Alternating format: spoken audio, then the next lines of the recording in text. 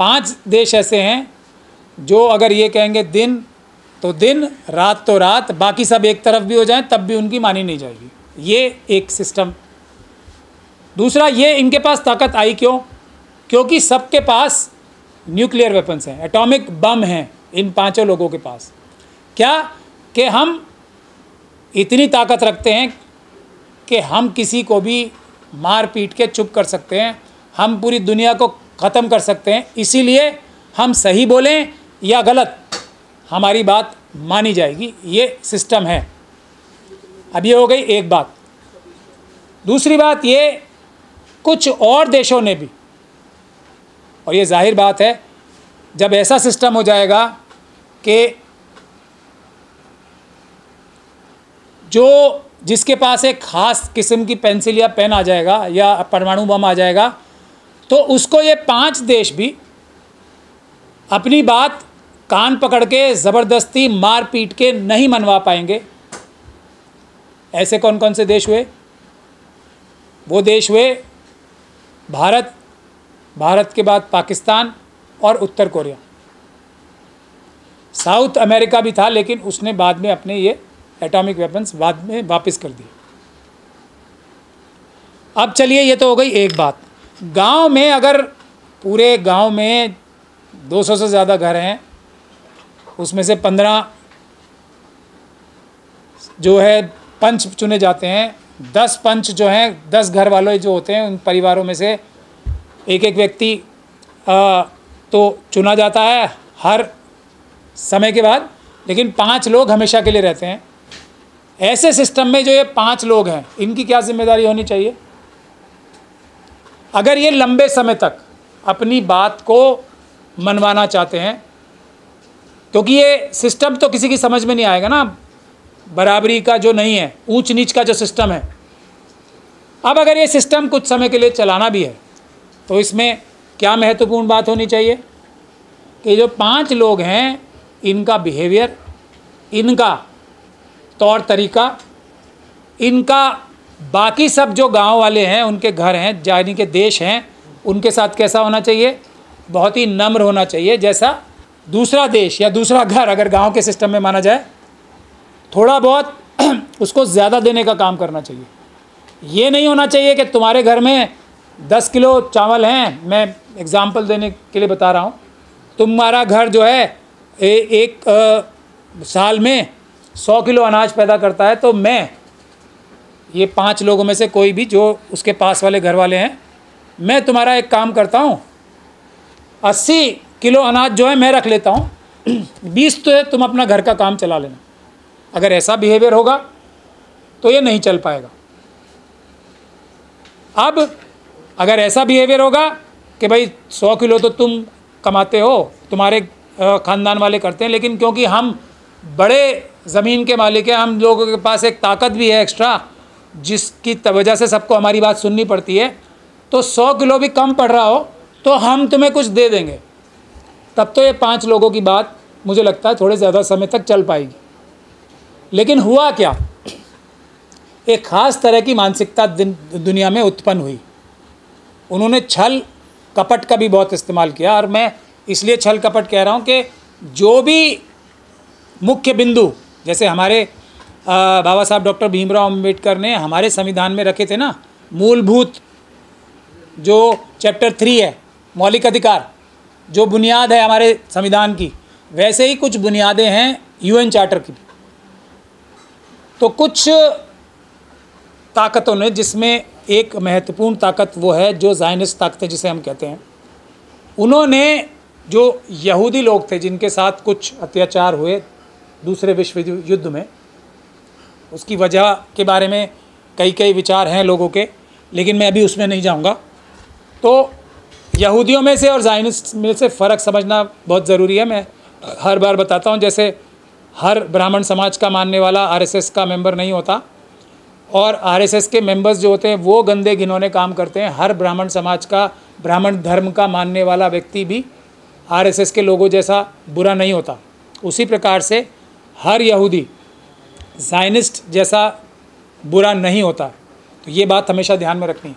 तो ज़ायनिस्ट ताकतों ने यहूदियों की मजलूमियत का इस्तेमाल करके एंटी सेमिटिज़म का एक फार्मूला दिया और पूरे विश्व को, मैं ये पूरी जिम्मेदारी के साथ बात कहना चाहता हूँ, अपने कब्ज़े में लेने की कोशिश की। इनके साथ ज़्यादती करने की एक प्लानिंग बनाई, जिसमें जो वेस्टर्न ताकतें हैं, जो कि इससे पहले कॉलोनियल ताकतें थीं, कॉलोनियल ताकतें, जैसे भारत पे ब्रिटेन का कब्ज़ा था, हमें वो अपना ग़ुलाम समझते थे, वैसे ही कॉलोनियल ताकतों ने क्या किया कि उन्होंने, और उसमें कहीं ना कहीं जो अमेरिकन कंट्री भी है वो भी एक कॉलोनियल ताकत है, क्योंकि वहाँ के जो लोग थे, मकामी लोग थे, उनको एकदम ख़त्म करके ये लोग वहाँ, जो भी दूसरे देशों से वहाँ गए थे।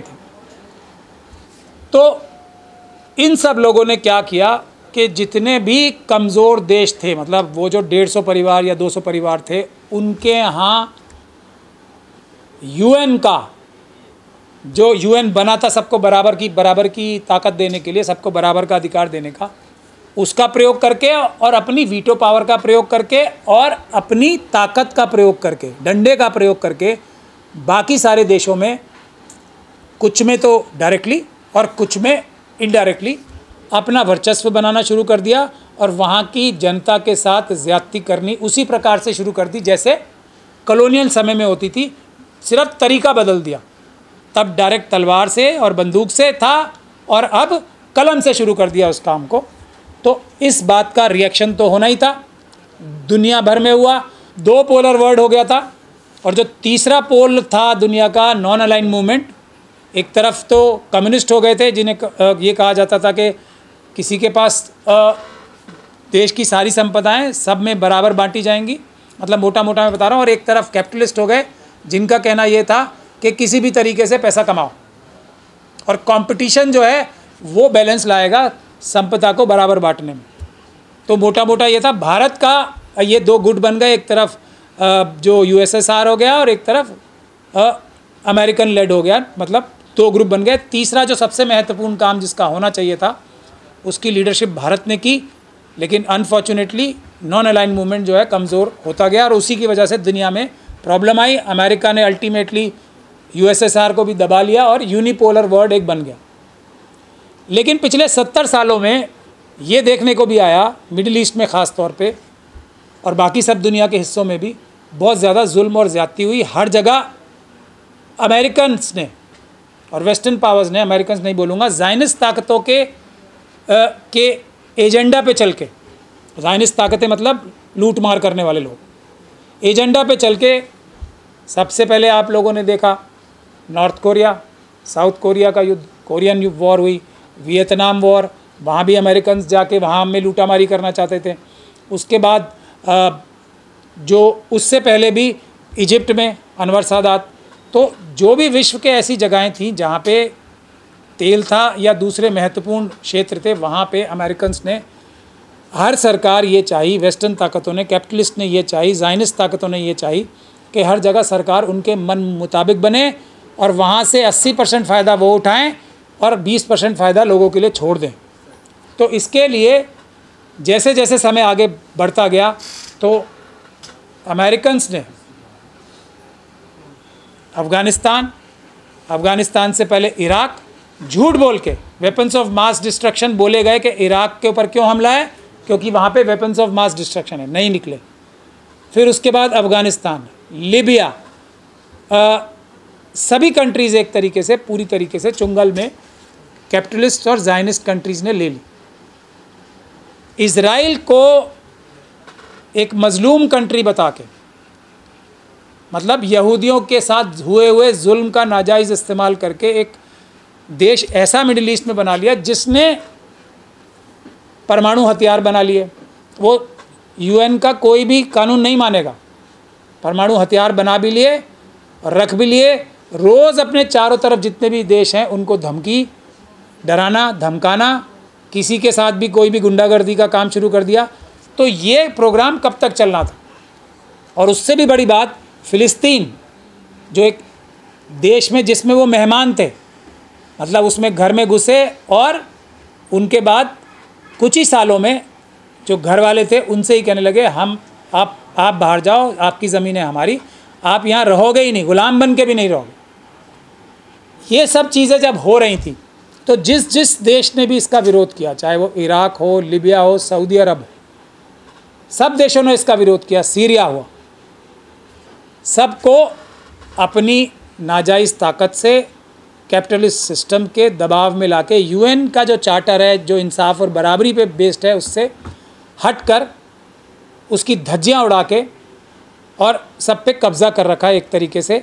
वहाँ पे वही व्यक्ति ठीक है जो अमेरिका की बात मानेगा। जैसे सीरिया का एग्जांपल ही मैं आपको दे दूँ, अभी जो आईएसआईएस के जो घोषित आतंकवादी थे, $25 मिलियन का जिनके सर पे इनाम था, रातों रात, जैसे यहाँ पे वो वॉशिंग मशीन आ जाती है ना, रातों रात वॉशिंग मशीन आ गई और वो बड़े बड़े लोगों के साथ जाके बड़े बड़े देश के राष्ट्राध्यक्षों के साथ हाथ मिलाना शुरू कर दिया, सीरिया के जो अभी राष्ट्र हेड है। तो अब वो आतंकवादी नहीं रहे एक ही रात में, बाकी सब जो उनसे हाथ नहीं मिलाएंगे वो आतंकवादी। तो जो एलिगेशंस लगती थी कि ये आईएसआईएस हो, अलकायदा हो, ये जितने भी इस तरीके के आतंकवादी संगठन ये CIA और मोसाद द्वारा ही स्पॉन्सर्ड होते हैं, उनको भी बल मिला। सीरिया से तो एकदम डायरेक्ट सबूत लोग कहते हैं कि आ गया। लेकिन इन सब जगह हुआ क्या, ये बहुत समझने की बात है। अब आप कोरिया में, नॉर्थ कोरिया में देख लें, नॉर्थ कोरिया में अमेरिका का कोई दखल अंदाजी नहीं है, वेस्ट की कैपिटलिस्ट की कोई दखल अंदाजी नहीं है। वियतनाम में क्या हुआ, अमेरिका को मुंह की खानी पड़ी। अफगानिस्तान में क्या हुआ, अमेरिका को मुंह की खानी पड़ी। फिलिस्तीन के लोगों ने बावजूद इसके कि उनके चारों तरफ जो लोग थे उन्होंने भी जो उनका पूरा साथ नहीं दिया, लेकिन ईरान एक ऐसी कंट्री रही, और अब मैं आज के मुद्दे पे सीधा आ जाता हूँ, बैकग्राउंड मैंने बता दिया आपको। ईरान एक ऐसी कंट्री रही जिसने फ़िलिस्तीन के लोगों के साथ, और फ़िलिस्तीन का मतलब सिर्फ फ़िलिस्तीन नहीं है, अलग अलग जगहों पे फ़िलिस्तीन वाला कार्य हुआ है, हर जगह हुआ है। फ़िलिस्तीन के लोगों के साथ पूरी दुनिया के मजलूमों की लड़ाई लड़ने का काम ईरान ने किया। ना सिर्फ किया बल्कि किसी न किसी और किसी बहुत बड़ी हद तक सक्सेसफुली किया और उनको ख़त्म नहीं होने दिया। तो आप लोग ये बात समझ सकते हैं कि जो कैपिटलिस्ट ताकतें हैं, जो ज़ायनिस्ट ताकतें हैं, वो इस ईरान से कितनी ज़्यादा परेशान और कितनी ज़्यादा दुखी हुई हैं।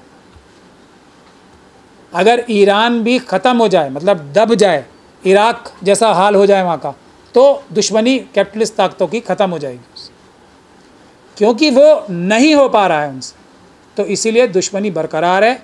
अब ये दुश्मनी का नतीजा है जो दुनिया आज फ़िलिस्तीन के लोग और ईरान के लोग इस वक्त अपने लिए लड़ाई नहीं लड़ रहे हैं। मैं ये बात बताने के लिए आप सब लोगों को बुलाया। वर्ल्ड ऑर्डर, अगर आज ईरान और फ़िलिस्तीन जो इनके ऊपर अग्रेशन हो रहा है, इस कैपिटलिस्ट ताकतों के, इस ज़ायनिस्ट ताकतों के हमले को रोकने में नाकाम हो जाता है, तो ये बाढ़ पूरी दुनिया के ऊपर आएगी। भारत उसका सबसे बड़ा नुकसान उठाने वाला देश होगा। ये भी मेरी एक ज़रूरत है जिसकी वजह से मैंने आज ये देश के लोगों को आगाह करने के लिए ये आप लोगों को तकलीफ़ दी है। इसलिए इस दुनिया के हर एक नागरिक का ये फ़र्ज़ है, अगर वो ग़ुलाम नहीं बनना चाहता ज़ायनिस्ट ताकतों का, कैपिटलिस्ट ताकतों का, क्योंकि आने वाला समय जो है आर्टिफिशियल इंटेलिजेंस का होने वाला है। आने वाला समय मनुष्यों का काम ही ख़त्म होने वाला है। आर्टिफिशियल इंटेलिजेंस से, रोबोट से ही काम होना शुरू हो जाएगा, यहाँ तक बात पहुँच सकती है। तो अगर आज की तारीख में ईरान अगर हारता है, मैं ये कहूँगा अभी तक जो भी हुआ है उसमें कोई, मैं ये नहीं कहूँगा कि ईरान की बहुत बड़ी कोई जीत हो गई है, हालांकि उन्होंने बहुत मुश्किल और बहुत इम्पॉसिबल काम अभी तक किया है, लेकिन जीत हो गई है ऐसा मैं नहीं कहूँगा। आने वाला टाइम क्या अनफोल्ड करेगा ये कोई नहीं जानता। तो इसीलिए पूरी दुनिया को, सभी देशों को फ़िलिस्तीन के साथ और ईरान के साथ खड़े रहना चाहिए। इसलिए मैंने आप लोगों को तकलीफ़ दी है। मैं अब आपको ये भी बताना चाहता हूँ कि अब जो इज़राइल है और जो बेंजामिन नेतन्याहू हैं, वो पिछले 40 सालों से ईरान के बारे में झूठ बोल रहे हैं। उनका मकसद वही है किसी तरीके से वहाँ पे भी ज़ायनिस्ट ताकतों का कब्ज़ा हो जाए, जैसा जॉर्डन और दूसरे देशों में इस वक्त है, तो वो रोकने का काम जो है वो ईरान देश कर रहा है। हालांकि ईरान में भी पूरी ताकत लगाई गई है ज़ायनिस्ट ताकतों द्वारा, वहाँ पे करप्शन फैलाई गई है और जो कुछ झटके लगे हैं बड़े बड़े वो भी उनको, जो अंदर करप्शन फैल गई है उसकी वजह से लगे हैं, वरना पूरी दुनिया का काम और भी ज़्यादा आसान होता। मतलब ईरान को पूरी दुनिया की मदद करने में और भी ज़्यादा फ़ायदा मिलता, आसानी रहती। अब हमारे सामने दो प्रकार की लीडरशिप हैं। एक तरफ है अभी जो एक बड़ा देश है अमेरिका, उसकी लीडरशिप है डोनाल्ड ट्रंप साहब, दूसरी तरफ है खामेनेई साहब। अब इसी से हम अंदाज़ा लगा सकते हैं कि जो ट्रंप साहब हैं उनको हम कैसे जानते हैं। एप्स्टीन फाइल्स का नाम आपने सबने सुना होगा ना। अभी एलन मस्क साहब ने भी एक तरीके से उनकी पोल खोल देने की एक धमकी सी दी थी उन्हें। डोनाल्ड ट्रंप साहब को दुनिया जानने लगी, एक प्रोग्राम था दी अप्रेंटिस करके, जिसमें वो ट्रंप कंपनी में काम करने के लिए लोगों को बुलाते थे, उनका इंटरव्यू लेते थे और उनका एक बहुत ही मज़ेदार सा प्रोग्राम था, देखने में तो मज़ेदार लगता था, लेकिन वो ड्रामेबाजी का प्रोग्राम था जिसमें उनका फेमस लाइन था यू आर फायर्ड। तो वो उनकी मानसिकता दर्शाती है। उसके विपरीत खामेनेई साहब है, वो दुनिया की उस समय की भी सबसे बड़ी ताकत के खिलाफ आंदोलन करके आयतुल्लाह खामेनेई साहब की क़यादत में उनसे सीख कर, उनके साथ कंधे से कंधा मिलाकर, अपने ऊपर जानलेवा हमले झेल कर अपने देश को आगे बढ़ाने का काम किया है। एक ऐसा डेमोक्रेटिक सिस्टम दिया है। लेकिन सर करीब 55 देश बताए जाते हैं पूरी दुनिया में जो इस्लामिक कंट्री कहे जाते हैं। मैं अभी ख़त्म कर लूँ बात तो ये समर्थन में क्यों नहीं आ रहे, क्यों नहीं सपोर्ट कर रहे हैं खामेनेई साहब को? मैं उसी चीज़ पे आ रहा था अभी, लेकिन आप सवाल पूछिए, बस मैं 5 मिनट में अपनी बात ख़त्म कर रहा हूँ, उसके बाद आप सवाल पूछ लीजिएगा। तो अब बेंजामिन नेतन्याहू साहब, अभी अभी उनकी सरकार गिरने वाली थी और वो जेल जाने वाले हैं। जैसे ही उनकी सरकार गिरेगी वो जेल जाएंगे लंबे समय तक, क्योंकि उन्होंने भ्रष्टाचार बहुत किया है। लेकिन सबसे बड़ा भ्रष्टाचार जो उन्होंने किया है, पूरे दुनिया के जो ज्यूज़ थे उनको ये बहका के, और ये मैं महत्वपूर्ण विषय पे आ रहा हूँ कि इज़राइल के पास ऐसी टेक्नोलॉजी है, इज़राइली यानी कि यहूदी नहीं, ज़ायनिस्ट ताकतों के पास ऐसी ताकतें हैं, जो ऐसी ताकत है कि वो इन सारे देशों को मिडिल ईस्ट के दबा के, मार के, पीट के, उनका सारा पैसा चुरा के उन लोगों को दे देंगे जो इज़राइल के अंदर रहेंगे। और ये हुआ भी काफ़ी समय थे, लेकिन ये सब एक फ्रॉड के तहत हुआ, एक धोखाधड़ी के तहत हुआ। इज़राइल कभी भी वेस्टर्न ताकतों के बगैर कुछ भी नहीं था, कुछ भी नहीं, मतलब कुछ भी नहीं था। ना बेंजामिन नेतन्याहू, ना इज़राइल की फ़ौज और ना इज़राइल के साइंटिस्ट, ना उनके जो वो बताते हैं कि हमारे पास एक से बढ़कर एक साइंटिस्ट है। ये कभी, ये सबसे बड़ा झूठ था। सारी की सारी वेस्टर्न ताकतें उनको एक अपने टूल की तरह इस्तेमाल कर रही थी। उसका पर्दाफाश अब जाके शुरू हुआ है। मिस्टर सेफ्टी जो कहे जाते थे वो आयरन डोम, और ये एक वही एक हिस्ट्री रिपीट इटसेल्फ हो रही है। जैसे खैबर का दरवाज़ा था ना, जो उस समय के ज़ायनिस्ट थे वो ये सोचते थे कि ये दरवाज़ा, और दुनिया भर को बताते थे कि ये दरवाज़ा ऐसा है जिसको कभी कोई तोड़ ही नहीं पाएगा। तो वैसे ही वही कहानी क्या दोहराई जा रही थी, आयरन डोम, डेविड स्लिंग, ये एक ऐसा चीज़ है, इसके बहकावे में रख के बहुत सारे लोगों को इज़राइल के अंदर बसाया। आज जब आयरन डोम, जैसे हज़रत अली ने खैबर का दरवाज़ा तोड़ा था ना, उसी आराम से जो आज ऐसा माना जाता है सबसे ज़्यादा उनके दिखाए हुए रास्ते पे चलने वाली कंट्री है, उसने भी ये आयरन डोम खैबर के दरवाज़े की तरह एकदम ध्वस्त कर दी। ये उनकी टेक्नोलॉजी। आज तक जो ज़ायनिस्ट ताकतों ने हासिल किया है वो धोखाधड़ी से ही किया है। जैसे ट्रंप साहब नेगोशिएशन टेबल पे थे, अभी 2 दिन बाद ईरान के साथ उनकी बातचीत और होनी थी, आगे बढ़नी थी। 2 दिन पहले धोखे से हमला कर दिया, और वो भी कोई मोसाद का बहुत बड़ा ऑपरेशन नहीं था, सिर्फ जो ईरान के अंदर उन्होंने कुछ क्रिमिनल्स पाल रखे हैं जो लोकली हैं, पैसे दे के उन्होंने अंदर की जानकारी और धोखाधड़ी से इस काम को अंजाम दे लिया। लेकिन उसके बाद क्या हुआ? आयरन डोम छू, मोसाद का हेडक्वार्टर, जो वहाँ की सबसे बड़ी साइंटिफिक, एक जो बताते थे कि यहाँ पे हम सारी अपनी साइंटिफिक रिसर्च करते हैं, वो गायब। हाइफा और अडानी जी का सारा पोर्ट गायब। हाइफा शहर एकदम तहस नहस।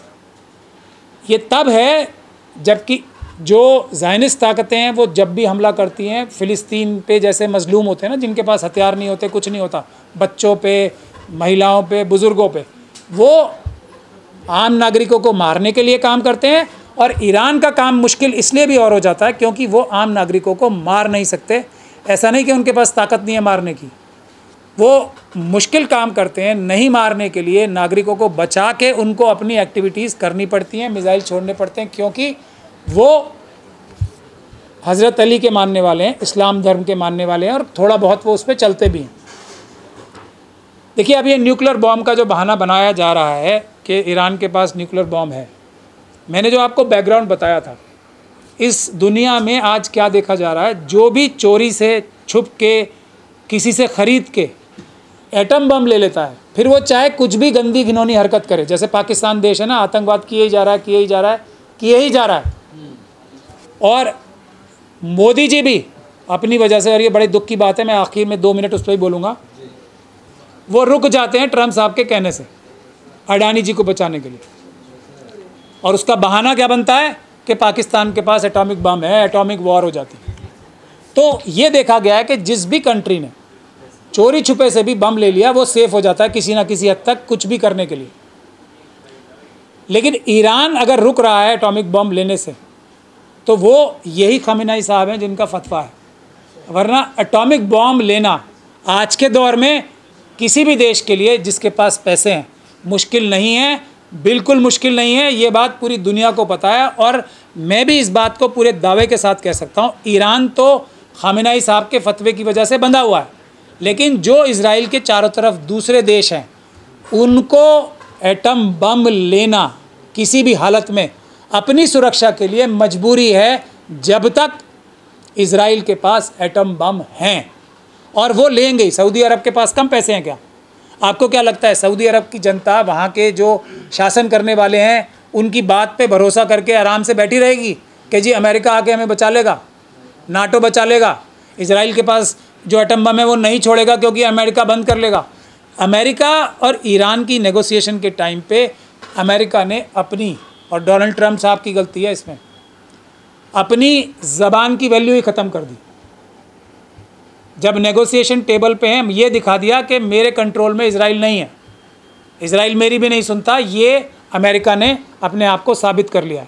लेकिन खुशी की बात अब यहाँ ये है कि अमेरिका में इस समय नो किंग नाम का एक प्रोटेस्ट चल रहा है डोनाल्ड ट्रंप साहब के खिलाफ, और उसका मेन मुख्य वजह यही है कि डोनाल्ड ट्रंप साहब ने जो इलेक्शन जीतते टाइम प्रॉमिस किया था ना कि हम किसी और देश के लड़ाई में टांग नहीं अड़ाएंगे, उससे वो हट रहे हैं वहाँ की जनता ने।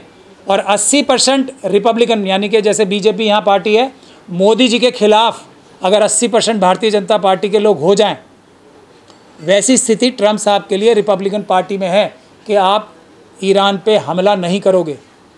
वैसी स्थिति 60% देश की जनता, अमेरिका देश की जनता, ईरान से युद्ध करने के खिलाफ है, फ़िलिस्तीन के खिलाफ काम करने से अमेरिका को रोक रही है, ऐसा वहाँ का सर्वे आ रहे हैं। लेकिन फिर भी ज़ायनिस्ट ताकतें करप्शन के बेस पे एप्स्टीन फाइल जो वहाँ बनाते हैं ना, ये जो ब्लैकमेल करके ट्रंप साहब, जिनका मुख्य चुनावी मुद्दा ही ये था कि वो किसी और देश में अमेरिका के फ़ौजी नहीं भेजेंगे, आज तरह तरह की बातें करने पे मजबूर हैं। अमेरिका की जनता बड़े प्रोटेस्ट कर रही है इसको रोकने के लिए। भारत देश का रोल इस सब में सबसे बड़ा हो सकता था, लेकिन अफसोस इस समय मोदी जी भारत के प्रधानमंत्री हैं। अगर कोई भी व्यक्ति ऐसा होता जो कम्युनिकेट ही कर पाता, इस वक्त भारत देश की इतनी ज़्यादा ज़रूरत है इस वक्त दुनिया को, अगर कोई हमारे पास ऐसा प्रधानमंत्री होता जो अपनी बात किसी से कर ही पाता, समझा पाता, तब भी इस समय लोग चाइना की तरफ नहीं देख रहे होते, मिडिल ईस्ट के लोग चाइना की तरफ, रशिया की तरफ नहीं देख रहे होते, भारत की तरफ देख रहे होते कि वो इस युद्ध को रोके और पूरी दुनिया में डेमोक्रेटिक यूएन का जो चार्टर है ना, सब देशों का बराबर का अधिकार और हक है, बराबरी है, उस पे चलाने के लिए भारत सबसे बड़ा क्रूशल देश हो सकता था। लेकिन अफसोस मोदी जी तो किसी से बात ही नहीं कर सकते। अभी हमने सबने देख लिया ना, मतलब वो हंस सकते हैं, गले मिल सकते हैं, लेकिन किसी से जाके कुछ बोल नहीं पाते हो। और उससे भी बड़ी दुख की बात है कि वो किसी और को भी नहीं भेजना चाहते। मतलब एक आदमी से खुद नहीं हो रहा, ज़रूरी थोड़ी है एक आदमी को इंग्लिश नहीं आती, हिंदी नहीं आती, सिर्फ गुजराती आती है, और गुजराती आने के बाद भी वो कोई बात ना समझ सकते हैं, ना किसी को समझा सकते। ये चीज़ है, उन्हें मान लेनी चाहिए। किसी और को, किसी भी और को, जो भारत की जो ज़रूरत है पूरी विश्व को, भारत की, उस रोल को अदा करने के लिए मोदी जी किसी और को भेजने के लिए भी तैयार नहीं है, क्योंकि उन्हें अक्लमंद अपने आप को दिखाने की सबसे बड़ी जो शौक़ है ना, वो इस देश का सबसे बड़ा दुश्मन बना हुआ है इस वक्त। वरना इस देश की इतनी बड़ी ऐतिहासिक जिम्मेदारी है इस वक्त भारत की, कि जिसका कोई पहले भी कोई उस वक्त में, क्योंकि ये सबसे क्रूशल टाइम है दुनिया के लिए। अगर ईरान सिर्फ खड़ा रह पाता है तो मुझे लगता है पूरे विश्व में खुशहाली आ जाएगी, वर्ल्ड ऑर्डर चेंज हो जाएगा, कैपिटलिज्म जो है बैलेंस हो जाएगा, और एक बीच का रास्ता जो मध्यम मार्ग है ना, वो निकल के सामने आएगा, जिसमें सबको, सब देशों को अपनी तरक्की करने की बगैर किसी बाहरी इंटरफेरेंस के, ख़ास तौर पे कमज़ोर देशों को मौका मिलेगा। तो मैं ये गुजारिश करने के लिए लोगों से बुला रहा हूँ कि देश की जनता, जैसे अमेरिका जो सबसे बड़ी डेमोक्रेसी एरिया वाइज है, भारत भी सबसे बड़ी डेमोक्रेसी है जनसंख्या के हिसाब से,